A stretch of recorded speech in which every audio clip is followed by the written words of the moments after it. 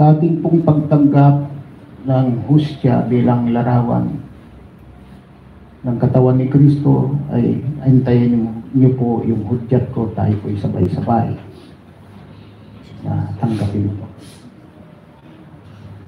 Tapos na kayo, ushers? Okay na po kayo? Okay. Kayo po'y manalangin. Panginoon naming Diyos, kami ay nagpapasalamat sa iyong dakilang pagmamahal sa amin. Bagamat kami po ay hindi karapat-dapat sa iyo, minarapat mo pa rin na kami ay maging anak mo sa pamagitan ng pagkamatay ni Jesus sa krus para sa kapagpapatawad ng aming mga kasalanan.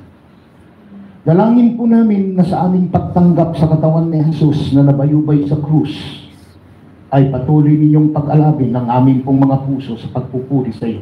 Amen. Pagpalain mo po ang hustyang ito upang ito'y maging pagpapala rin sa amin sa pangalan ni Jesus. Amen. Amen.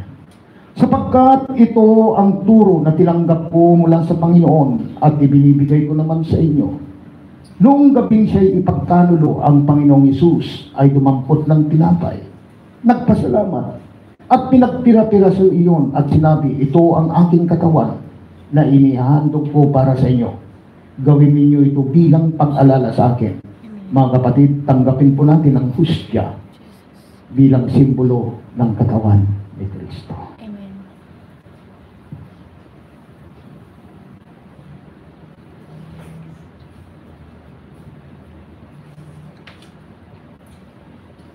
Tayo po'y manalangin. Panginoon naming Diyos, kami ay nagpapasalamat din sa iyong kaloob na buhay. Ang dugo ni Jesus na nabubo sa krus ang siyang naghugas upang kami maituring mong mga anak. Inihandog po namin sa inyo ang aming pong pagsamba at pasasalamat bilang isang haing buhay para sa ikaluluwalhati ng iyong pangalan, habang patuloy po namin ipinapahayag ang iyong kaharian at ng iyong muling pagbabalik. Ito po ang aming dalangin sa pangalan ni Jesus. Amen.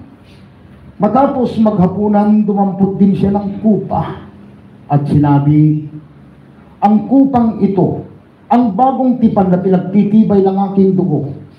Tuwing iinumin niyo ito, gawin niyo bilang pag-alala sa akin, sapagkat tuwing kakain kayo ng tinapay na ito at iinom sa ito, ipinapahayag ninyo ang kamatayan ng Panginoon hanggang sa kanyang muling pagparito. Tanggapin po natin ang simbolo ng dugo ni Kristo. Amen.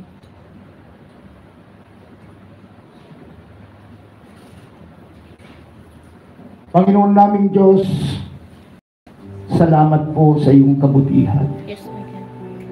Tunay nga po, Panginoon, na kahit hindi kami karapat-dapat, ay minarapat mo pa rin na kami maging anak mo. Amen. Wala po kami, Panginoong Diyos, masasabi pa, kundi